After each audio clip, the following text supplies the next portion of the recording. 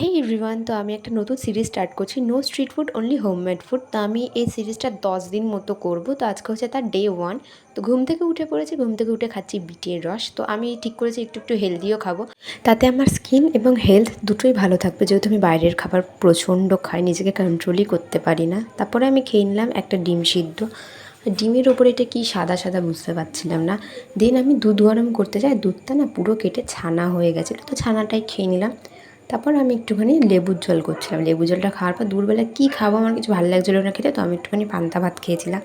পান্তা ভাত আমার ফেভারিট জিনিস, গরমে হোক ঠান্ডায় হোক, জানি না আমার কেন তো ফেভারিট। যেহেতু আমি হেলদি চ্যালেঞ্জ করবো, তো মা 1 কেজি দইয়ের একটা প্যাকেট এনেছিলো, তো এগুলো দাদা এনেছিলো সব। দেন আমি বিকেলবেলা খেয়েছিলাম একটা পার্লেজি বিস্কুট আর একটা স্নিকার্স। তারপরে আমি একটুখানি মুড়ি জল খেয়ে নিলাম। মুড়ি জল খাওয়ার পর রাত্রে ডিনার করতে বসে যাই। ডিনারে ছিল হচ্ছে উচ্ছে আলু ভাজা, আম ডাল আর ভোলা মাছ। তো টাটা সবাইকে।